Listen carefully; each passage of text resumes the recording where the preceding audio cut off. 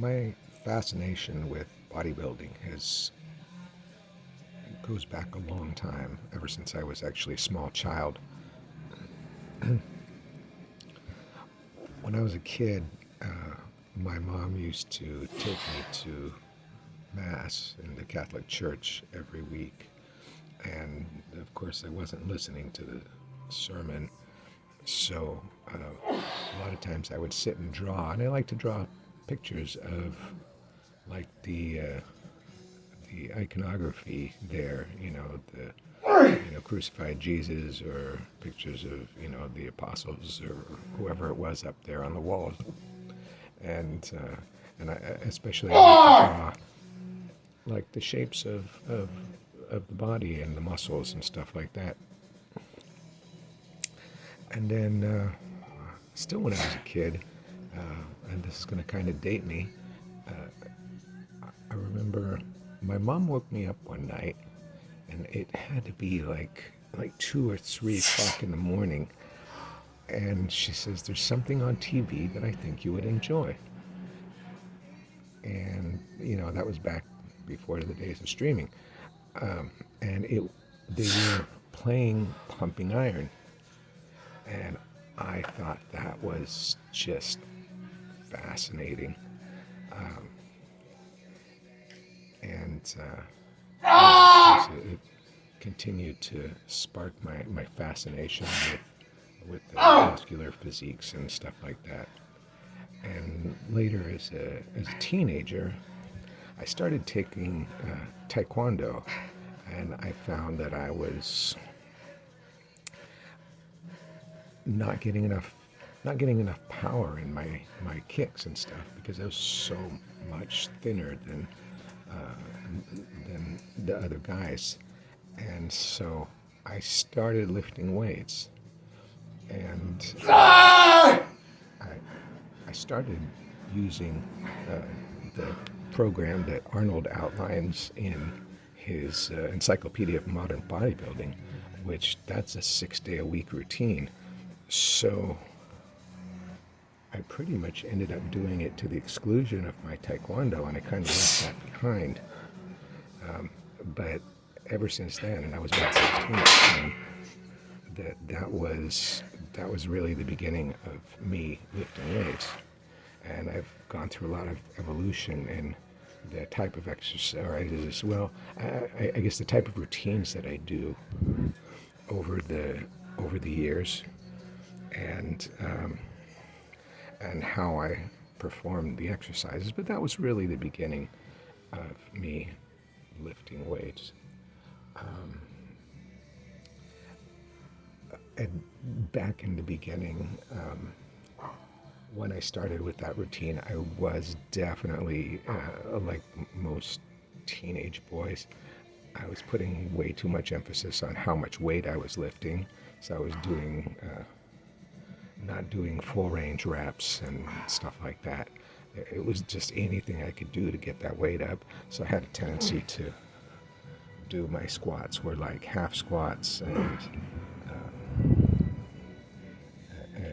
my bench press, I wasn't even coming close to touching my chest. But I thought I was lifting a lot of weight.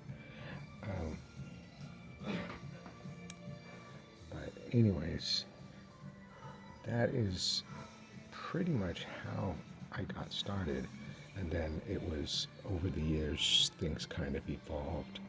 I'd been doing the Arnold routine, and I did make some progress. I've done the high volume routines, I've done the low volume routines. That's why I don't totally discount the high volume routines, although I think they're not particularly efficient as far as getting the best results within the least amount of time. But then later, of course, in the 90s, the early 90s actually, when I was subscribing to Flex magazine, one of the leader magazines, and I was when Dorian Yates hit the scene, and then started having articles about the way that he trained, which was radically different than the way previous champions and stuff that I'd been introduced to were training. And the guy was massive, and it seemed like he was coming in with an extra 5 to 7 pounds every time he hit the stage. And at the time, he wasn't doing one set; he was doing 2 sets for most exercises. And I know later he decreased that.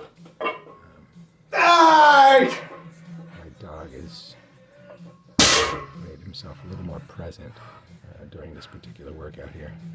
But anyways, so Dorian, that influenced me a lot. I was kind of during, I think during high school or junior college. I guess it would have been high school still, because I graduated in '91. And so I started copying some of his routines that were printed in the magazines. And at the same time, in high school, I was still drawing, except at this time, instead of drawing pictures in church, I was copying pictures out of the magazines. So still, it was always that fascination with the muscular physiques and stuff like that. I thought the lines were so beautiful. And of course, by reading about Dorian, and he gave credit to Mike Mentzer for being an influence on him. And so then naturally I had to go and research Mentzer, and I bought some of his cassette tapes that he had back then, and then a few years later I bought his book, the last one that he published with John Little, which was published posthumously after Mentzer died. And I started following some of his routines, and I've mostly been following very similar routines ever since. I did take a year or two where I was doing a somewhat higher volume approach, where I was doing like 3 days a week, in sort of I guess it would be considered like a legs push-pull kind of split, and just focusing on the big exercises with some accessory movements. So it's a little more similar to the way that a powerlifter would train. But other than that, it's been mostly a lower volume, and also when I was in my 20s, I was running an auto body shop, and I was working about 70 hours a week. So then I was doing a low volume by necessity, and it actually worked out pretty well for me. I remember at that time, there was a time when my deadlifts consisted of 3 sets total, and just 3 sets of singles, which it seems crazy, but actually I ended up, and I don't even remember what my form looked like, but I did hit my all-time best, which was 335 for a single for deadlifts. So again, I'm not discounting the possibility that various methods can work. I'm doing this right now because the methods that I'm using right now are reasonably efficient. I enjoy my workouts, and the slow, controlled manner of doing my reps is, I think, probably better for my joints at this point in my life. I think there are probably things that I did as a teenager in my early 20s that I might not be able to get away with nowadays. But anyways, that's all I have to say about that, and we'll see where go next time. All right.